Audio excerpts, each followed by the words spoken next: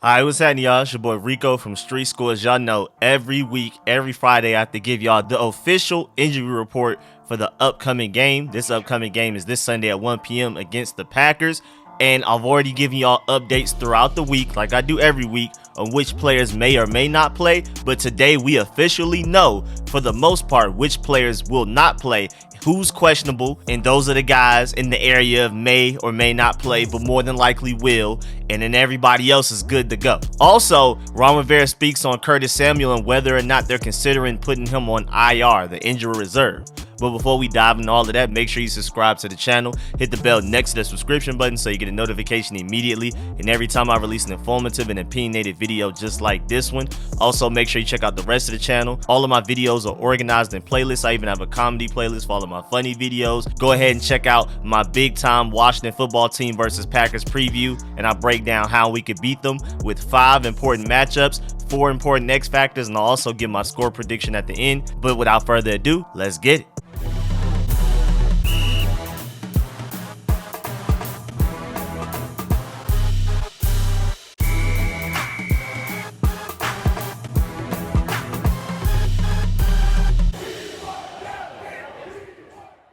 Alright, so just a heads up, our side of the injury report is definitely much longer. We definitely have more hurt players than the Green Bay Packers do, but there's some positives to take away from this. It looks like Charles Leno, our starting left tackle, Terry Mclaurin, our #1 receiver, arguably the best player on the team, tight end Ricky Seals-Jones, who stepped up big time in Logan Thomas's absence, defensive tackle Jonathan Allen, been playing very well this season, arguably our most productive defensive lineman so far this season, and Dyami Brown, who's starting to show a little bit of promise at receiver from that last game against the Chiefs. All of them are good to go. They're fully ready. They're not even questionable. They are for a fact playing. Guys like Terry McLaurin may be banged up a little, but they're good to go. There's no question they will be playing. Then you have running back Antonio Gibson with the shin injury, who's questionable. And I think it's just basically going to be how it's been for the past couple of weeks, where Antonio Gibson gets quite a bit of carries, touches, and screen passes and things like that.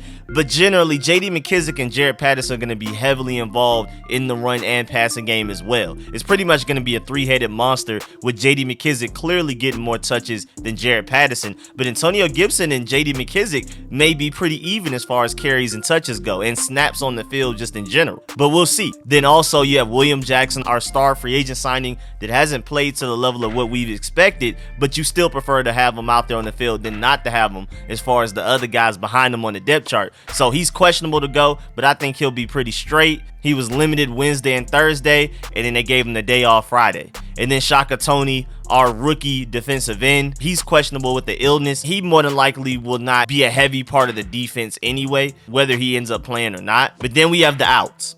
Offensive lineman, starting right tackle, rookie sensation Samuel Cosmi is out again. Like I've said before, him and Brandon Scherff, I really don't expect them until after the bye week. After this Packers game, we play the Broncos, and then we have a bye week, and it's really no point in rushing them back when they can get an extra week off with that bye week. And that's another person that's out. Our starting right guard, all-pro, Brandon Scherff is also out. But even with them gone, Pro Football Focus still feels like we have a top 10 offensive line. Our offensive line has easily been one of our brightest spots, and that's why I've said in previous videos and live streams that Samuel Cosmi and Brandon Scherff being gone doesn't hurt our team in a big way as such the product on the field. My main thing is, if the backup to those guys get hurt, who's the backup to the backup? And that's what I'm worried about, because Wes Schweitzer at right guard and Cornelius Lucas at right tackle isn't bad at all. I mean, they could honestly start for other teams' offensive lines. We have them as backups. That's great depth.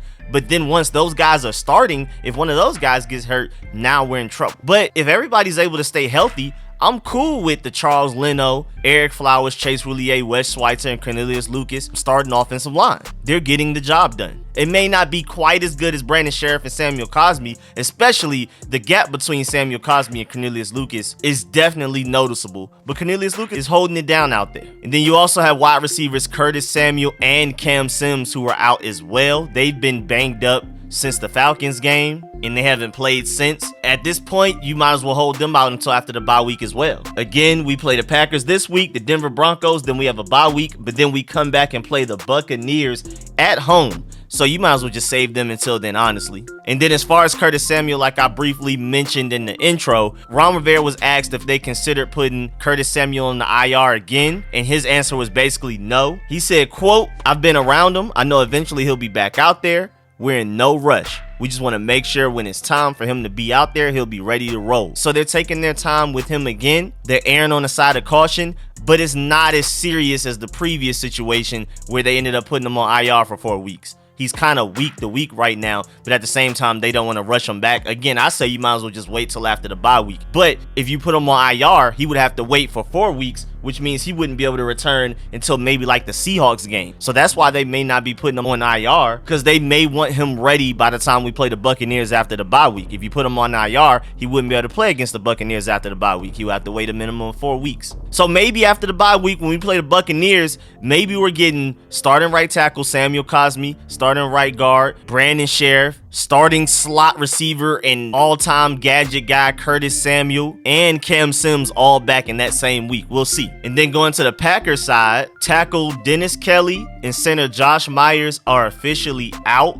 So their offensive line is down pretty bad because, again, David Bakhtiari isn't even on the injury report because he just got upgraded from the PUP list and he's able to practice, but he's not ready to play yet. So they're missing quite a bit of guys on the offensive line. This is time for our defensive line to definitely eat up, because when everybody's healthy, the Packers easily have a top 10 offensive line. The problem is 3 really important pieces to the offensive line are out going into this game. Again, David Bakhtiari, their all-pro tackle, isn't even on this injury report, again, because he just was upgraded from the PUP list. Just like Derek Forrest, our rookie safety, he's been off of the PUP list for like 2 weeks, but he's not even necessarily close to coming back into a game yet. So who knows when David Bakhtiari will be ready, but it definitely will not be against us this Sunday. And then Darnell Savage and ex-Burgundy and Gold player Preston Smith are both questionable, along with Kevin King, the cornerback. He's also questionable. I'm pretty sure Packers fans hope Kevin King does not play, as much as he gets beat deep in coverage and how often it happens. But Darnell Savage and Preston Smith are definitely important pieces to that Packers secondary. And then Equinemius St. Brown, the wide receiver, he's a full go to go. So the Packers are fully loaded at receiver, they're fully loaded at running back, but their offensive line is really banged up. And then their defense has a couple of pieces that are banged up and may not play, but generally they're pretty straight on the defensive side of the ball. Again, the part where they're most hurt is their offensive line.